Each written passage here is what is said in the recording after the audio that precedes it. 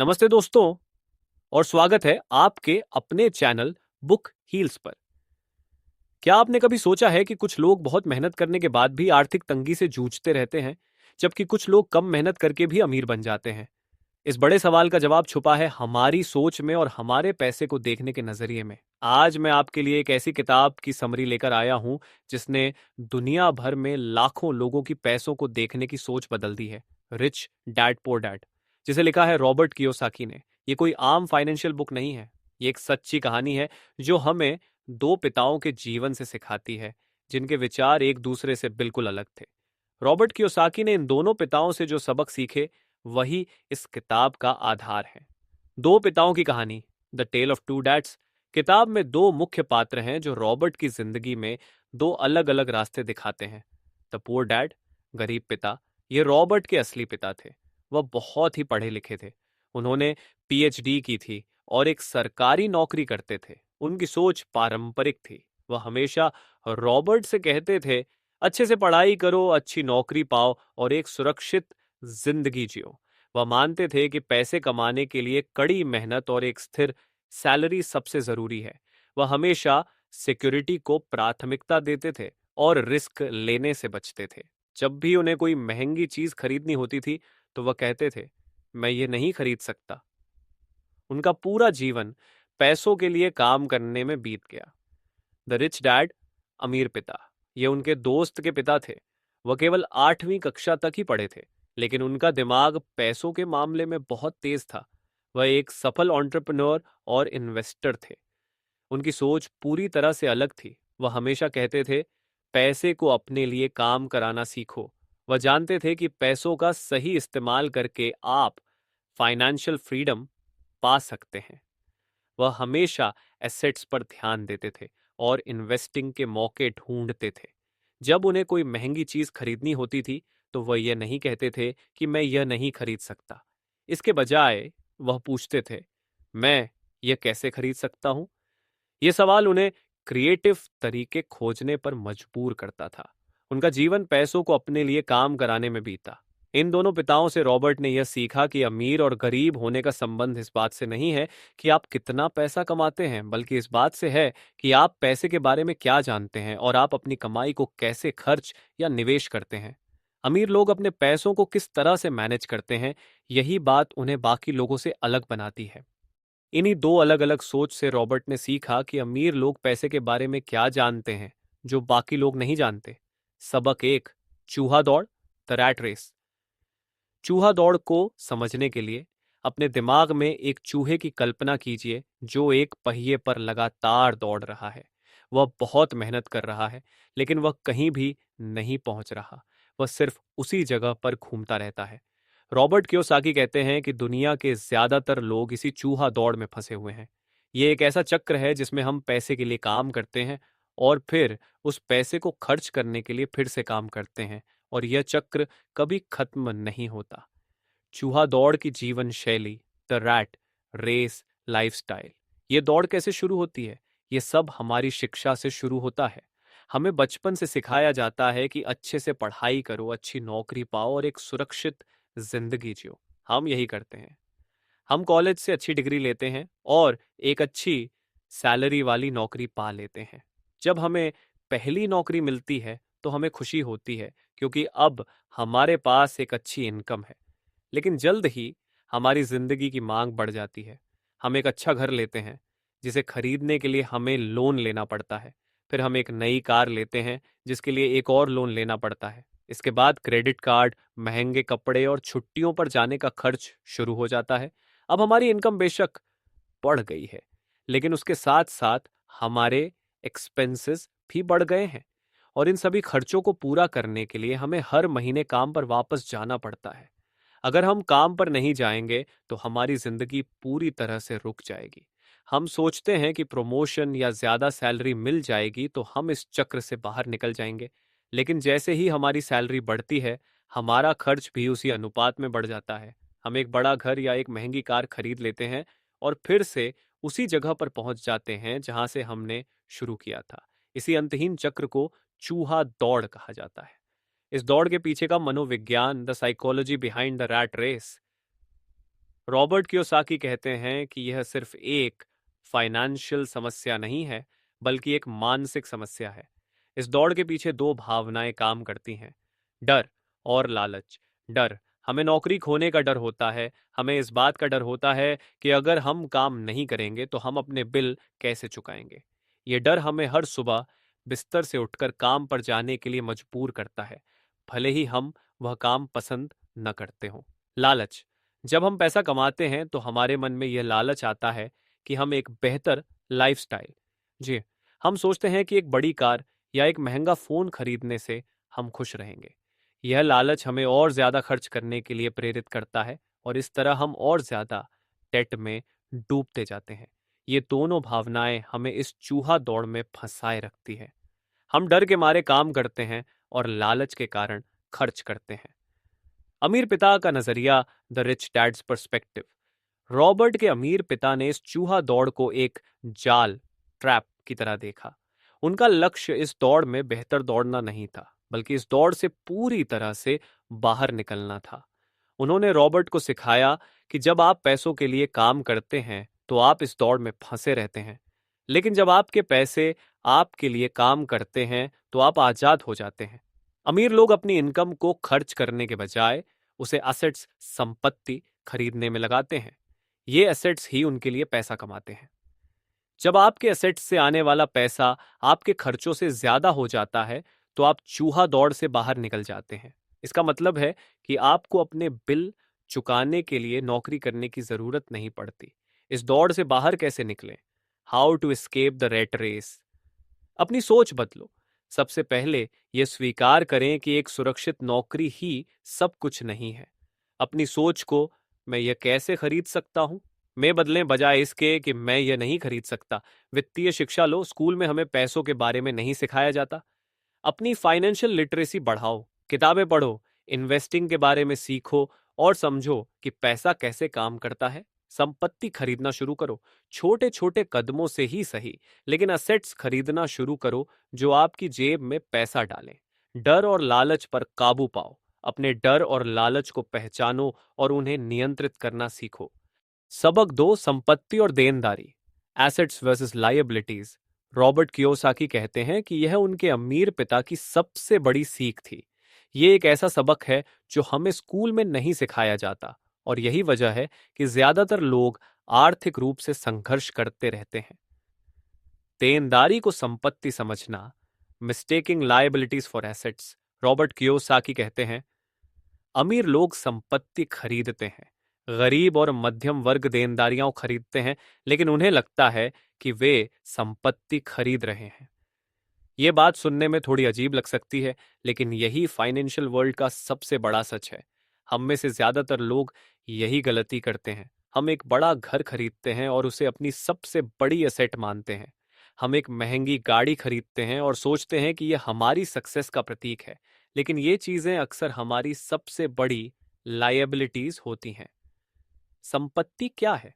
What is an asset? एक बहुत ही सरल परिभाषा में, एसेट एसेट वो है जो आपकी जेब में पैसा डालता है। एसेट कुछ भी हो सकता है, लेकिन उसका मुख्य काम आपको पैसिव इनकम देना होता है। इसका मतलब है कि आपको उसके लिए लगातार काम नहीं करना पड़ता, फिर भी वह आपके लिए पैसा बनाता रहता है। यह एक ऐसी मशीन की तरह है जो आपके लिए पैसा छापती रहती है। कुछ उदाहरण, रेंटल प्रॉपर्टी। अगर आपके पास कोई घर या अपार्टमेंट है जिसे आपने किराए पर दिया है, तो हर महीने आपको किराया मिलता है। यह आपके लिए एक एसेट है। Stocks and bonds. जब आप किसी अच्छी कंपनी के स्टॉक्स खरीदते हैं तो आपको डिविडेंड्स मिलते हैं। ये स्टॉक्स भी आपकी एसेट हैं क्योंकि ये आपकी जेब में पैसा डालते हैं। Your own business.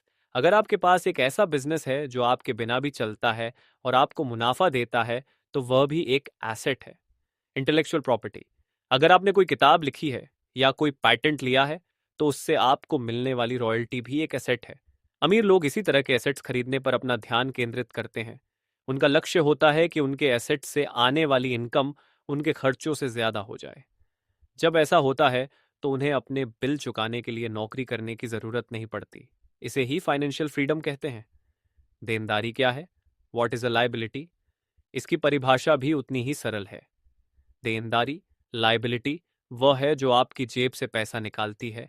ये वह चीज है जिसके लिए आपको लगातार पैसे खर्च करने पड़ते हैं। ये आपको आर्थिक रूप से कमजोर बनाती है। कुछ उदाहरण: your home, if it's not a rental. ये रॉबर्ट कियोसाकी का सबसे प्रसिद्ध उदाहरण है।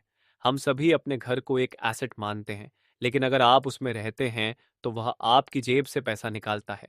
हर महीने आपको मॉर्गेज, टैक्स, बीमा और मेंटेनेंस पर पैसा खर्च करना पड़ता है। यह तब तक एक देनदारी है जब तक कि आप इसे बेचकर प्रॉफिट नहीं कमा लेते। An expensive car. एक नई गाड़ी खरीदने के लिए आप एक बड़ा लोन लेते हैं। इसके बाद हर महीने आपको ईएमआई, पेट्रोल, बीमा और सर्विसिंग पर पैसा खर्च करना पड़ता है। ये सब आपकी जेब से पैसा निकालते हैं, इसलिए यह एक देनदारी है। Credit card debt. जब आप क्रेडिट कार्ड का बिल नहीं चुका पाते तो आपको उस पर भारी ब्याज देना पड़ता है। यह भी एक देनदारी है। Expensive lifestyle. महंगे गैजेट्स, कपड़े और छुट्टियां जो आपको इम्प्रेसिव तो लगती हैं, लेकिन आपकी जेब से पैसा निकालती है। नगद प्रवाह का pattern, the cash flow pattern, किताब में एक कैश फ्लो डायग्राम दिया गया है जो इस अंतर को बहुत अच्छे से समझाता है। गरीब और मध्यम वर्ग का कैश फ्लो: इनकम, नौकरी से सैलरी, एक्सपेंसेस, किराया, खाना, कपड़े। इस चक्र में उनकी सारी कमाई खर्च हो जाती है। वे कभी एसेट्स नहीं बना पाते।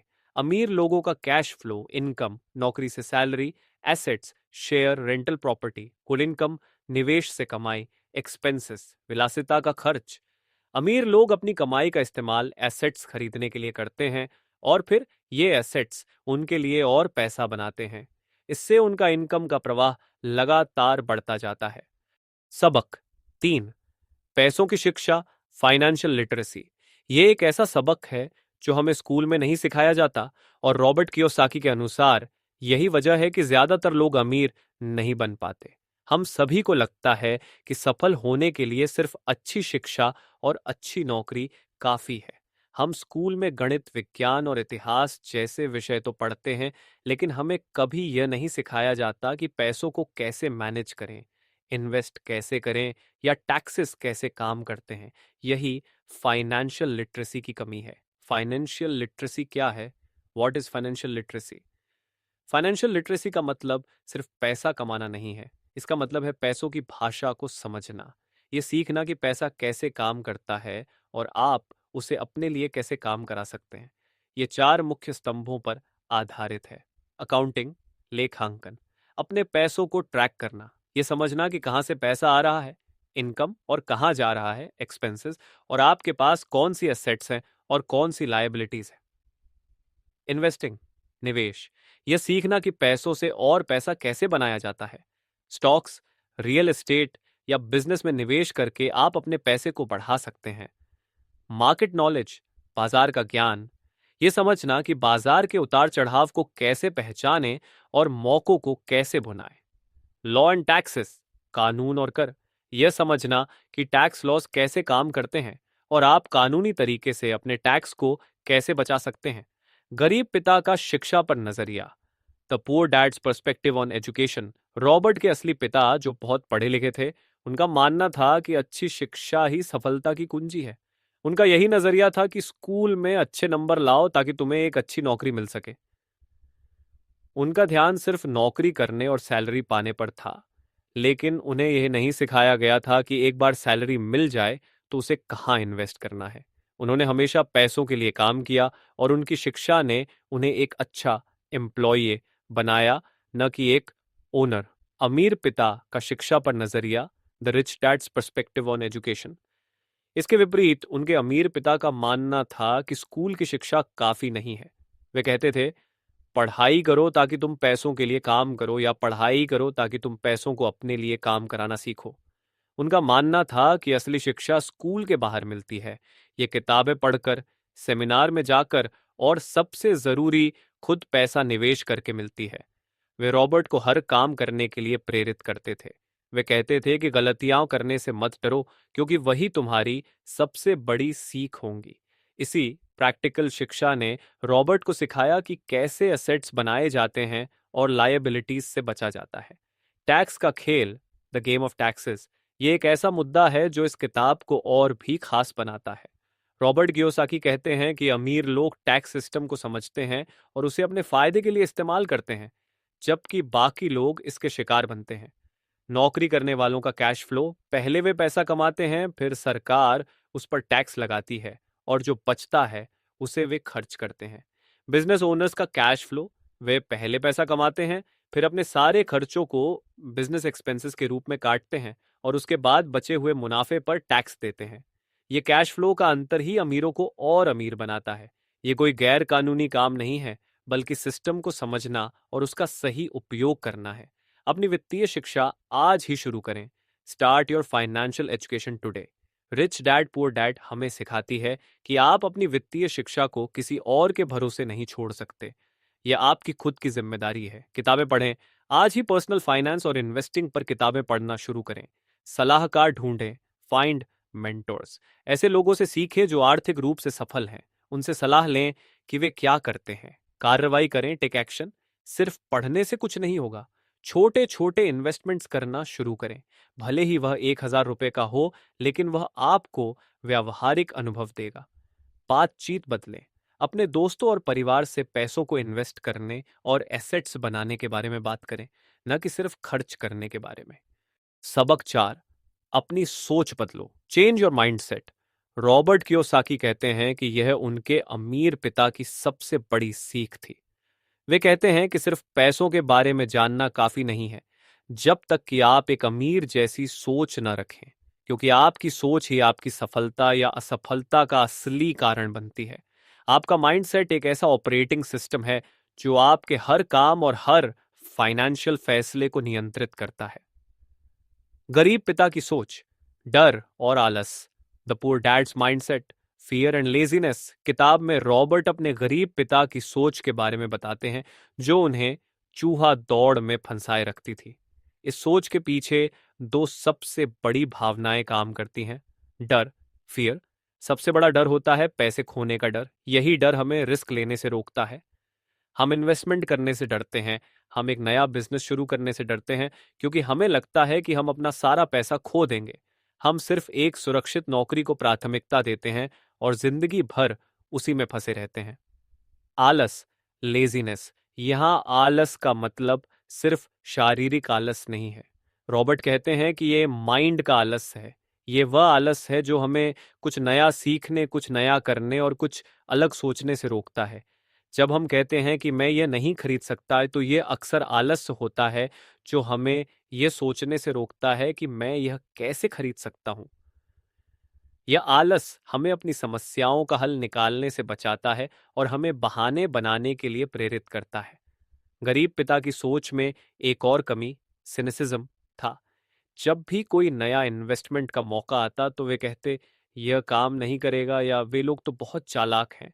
यह निराशावाद उन्हें हर मौके को देखने से रोकता था और उन्हें अपनी जगह पर ही रहने के लिए मजबूर करता था। अमीर पिता की सोच, जोखिम और अवसर। The rich dad's mindset, risk and opportunity. इसके विपरीत रॉबर्ट के अमीर पिता की सोच बहुत ही एम्पावरिंग थी। उन्होंने रॉबर्ट को सिखाया कि अमीर लोग डर से भागते नहीं, बल्कि उसका सामना करते हैं। जोखिम लेना सीखो। अमीर लोग रिस्क को समझते हैं और उसे मैनेज करना जानते हैं। वे ये नहीं कहते कि मैं रिस्क नहीं लूंगा। इसके बजाय वे कहते हैं, मैं अपने आप को एजुकेट करूंगा ताकि मैं रिस्क को कम कर सकूं। वे समझते हैं कि रिस्क और अपॉर्चुनिटी दोनों एक ही सिक्के के दो पहलू हैं। लगातार सीखना। अमीर लोग खुद को लाइफ लॉन्ग स्टूडेंट्स मानते हैं। वे लगातार पढ़ते रहते हैं, सेमिनार में जाते हैं और दूसरों से सीखते रहते हैं। वे मानते हैं कि अपनी गलतियों से सीखना ही सबसे अच्छी शिक्षा है। अवसरों पर ध्यान। अमीर लोग समस्याओं के बारे में शिकायत करने के बजाय अवसरों को खोजने पर ध्यान देते हैं। जब एक गरीब आदमी कहेगा, बाजार खराब है, तो एक अमीर आदमी कहेगा, बाजार में अपॉर्चुनिटी है। अमीर पिता की सोच का सबसे बड़ा सबक यही था कि पैसे को अपने लिए काम कराना सीखो, न कि पैसे के लिए काम करो। उनका लक्ष्य एक सुरक्षित जॉब पाना नहीं था, बल्कि एक ऐसा सिस्टम बनाना था जहां उनके पैसे उनके लिए पैसा कमाते रहे। अपनी सोच कैसे बदले? How to change your mindset. Rich dad poor dad हमें सिखाती है कि यह एक प्रोसेस है जिसे आप आज से ही शुरू कर सकते हैं। अपने शब्दों को बदलें। जब भी आप खुद को यह कहते हुए सुने, मैं यह नहीं खरीद सकता, तो तुरंत रुकें और खुद से पूछें, मैं यह कैसे खरीद सकता हूं? यह सवाल आपके दिमाग को क्रिएटिव तरीके सोचने पर मजबूर करेगा। गलतियों को सीख की तरह देखें। इन्वेस्टमेंट करने से डरे नहीं। अगर आप गलती करते हैं तो उसे एक फेलियर के रूप में नहीं बल्कि एक लर्निंग अपॉर्चुनिटी के रूप में देखें। अपनी शिक्षा जारी रखें। लगातार फाइनेंशियल बुक्स पढ़ें, पॉडकास्ट सुनें और सेमिनार में जाएं। काम शुरू करें। सिर्फ सोचने से कुछ नहीं होगा। छोटे छोटे कदम उठाना शुरू करें। एक छोटी सी इन्वेस्टमेंट करें या एक साइड हसल शुरू करें। जब आप काम करते हैं और परिणाम देखते हैं तो आपकी सोच अपने आप बदलने लगती है। तो दोस्तों, आज हमने रॉबर्ट कियोसाकी की प्रेरणादायक किताब रिच डैड पुअर डैड के जरिए जाना कि अमीर बनने के लिए सिर्फ ज्यादा कमाना ही काफी नहीं है, बल्कि पैसों को सही तरह से मैनेज करना भी जरूरी है। हमने सीखा कि कैसे एक पुअर डैड और एक रिच डैड की सोच अलग होती है और कैसे हमें एसेट्स और लायबिलिटीज को सही तरह से मैनेज करना होता है। लायबिलिटीज के बीच का अंतर समझकर चूहा दौड़ से बाहर निकलना है। सबसे जरूरी सबक यह है कि फाइनेंशियल लिटरेसी ही हमारी सबसे बड़ी एसेट है। आज की एक सबसे खास टिप, इस किताब से मैं आपको एक सबसे खास टिप देना चाहूंगा। आज से ही अपनी भाषा बदलें। जब भी आप किसी चीज को खरीदना चाहें और आपका मन कहे मैं ये नहीं खरीद सकता, तो उसे तुरंत बदल दें और कहें मैं ये कैसे खरीद सकता हूं। ये एक छोटा सा बदलाव आपके दिमाग को समाधान खोजने के लिए मजबूर करेगा और आपको अमीर लोगों की तरह सोचने में मदद करेगा। अगर आपको यह वीडियो पसंद आया तो इसे लाइक जरूर करें। अपने उन दोस्तों और परिवार के साथ शेयर करें जिन्हें शायद इस समय इस टिप की सबसे ज्यादा जरूरत है। और अगर आप बुक हील्स पर नए हैं तो सब्सक्राइब बटन दबाएं और घंटी का आइकॉन भी प्रेस करें ताकि आप हमारी कोई भी नई और हीलिंग वीडियो मिस ना करें। कमेंट्स में हमें जरूर बताएं कि रिच डैड पुअर डैड की कौन सी बात ने आपको सबसे ज्यादा प्रभावित किया। मिलते हैं अगले वीडियो में एक नई किताब और नई सीख के साथ। तब तक आप अपना और अपनों का ध्यान रखें। जय हिंद।